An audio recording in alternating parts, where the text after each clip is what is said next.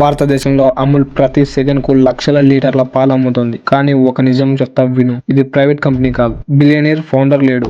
Startup funding అస్సలు లేదు. ఇది కొన్ని లక్షల మంది పేద రైతులు కలిసి నిర్మించిన $1 బిలియన్ బిజినెస్. ఇది పాల కథ కాదు, ఇది సిస్టమ్ని ఓడించిన కథ. 1940లలో భారతదేశంలో పాలు ఒక ఉత్పత్తి కాదు, ఒక దోపిడీ వ్యవస్థ. రైతులు పాలు పండించేవారు, లాభాలు మాత్రం నగరాల్లో ఉన్న కంపెనీలు తినేవి. మధ్యలో ఒక మాన్స్టర్లా ఉండేవి. దళారీ వ్యవస్థ. ధర వాళ్ళది, బరువు వాళ్ళది, డబ్బు ఎప్పుడు ఇవ్వాలో కూడా వాళ్ళే డిసైడ్ చేసేవారు. ఎదురు మాట్లాడితే రేపటి నుంచి పాలు తీసుకోమని బెదిరించేవాళ్ళు. రైతుకు జీరో కంట్రోల్, జీరో పవర్. ఇలాంటి అన్యాయం ఎప్పుడూ ఒక తిరుగుబారినే కోరుకుంటుంది. అలాంటి టైంలో గుజరాత్లో ఉన్న ఆనంద్ కొంతమంది రైతులు ఒక నిర్ణయం తీసుకున్నారు. ఇక దళారీ అవసరం లేదు.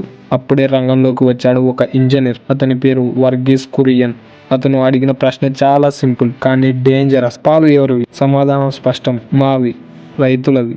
అక్కడే పుట్టింది కోఆపరేటివ్ మోడల్. కోఆపరేటివ్ మోడల్ అంటే ఇక్కడ యజమాని ఉండడు, ఎంప్లాయీస్ మోడల్ ఉండదు. రైతే యజమాని, రైతే సప్లయర్, రైతే లాభదారుడు. ప్రతి లీటర్ పాలు ఒక ఓటు. అంటే ఎంత పెద్ద రైతైనా, ఎంత చిన్న రైతైనా అందరూ సమానమే. ఇది బిజినెస్ స్ట్రాటజీ కాదు, ఇది పవర్ రీడిస్ట్రిబ్యూషన్. డబ్బు కాదు, కంట్రోల్ రైతుల చేతుల్లోకి వెళ్ళింది. వైట్ రెవల్యూషన్ నిజమైన ఆటని ఆడింది. 1960లలో భారతదేశం పాలు దిగుమతి చేసుకునే దేశం.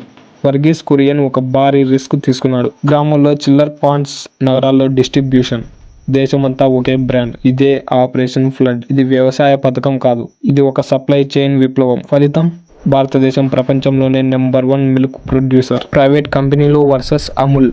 ప్రైవేట్ కంపెనీలు ఆ టైంలో ధరతో ఆడుకునేవి, కానీ అమూల్ నమ్మకంతో ఆడింది. చౌక కాదు, ఫెయిర్ ప్రైస్. లగ్జరీ కాదు, డైలీ న్యూట్రిషన్. రైతుని పిండితే సిస్టమ్ కూలిపోతుందని అమూల్ ముందే అర్థం చేసుకుంది. అందుకే ఇన్ని సంవత్సరాలు నిలబడింది. Amul girl brand master stroke. ఇప్పుడు అసలు మాస్టర్ స్ట్రోక్ ఏంటంటే, ఒక పాల కంపెనీకి పాలిటిక్స్ ఎందుకు? అమూల్ గర్ల్ ప్రతి న్యూస్ పై కామెంట్.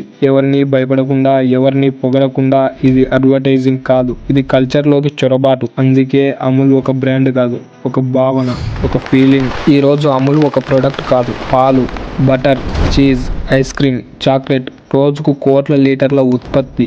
బటర్ మార్కెట్లో దాదాపుగా మోనోపొలి. కానీ కోర్ మారలేదు. రైతు, ఫ్యాక్టరీ, వినియోగదారుడు. ఎంత పెద్దదైనా కంట్రోల్ రైతుకే. కన్క్లూజన్ ఏంటంటే, అమూల్ ఒక కంపెనీ కాదు, ఇది గ్రామీణ భారతదేశానికి ఒక ఎకానమిక్ బ్యాక్ బోన్ లాంటిది. లక్షల కుటుంబాలకు స్థిర ఆదాయాన్ని ఇచ్చింది.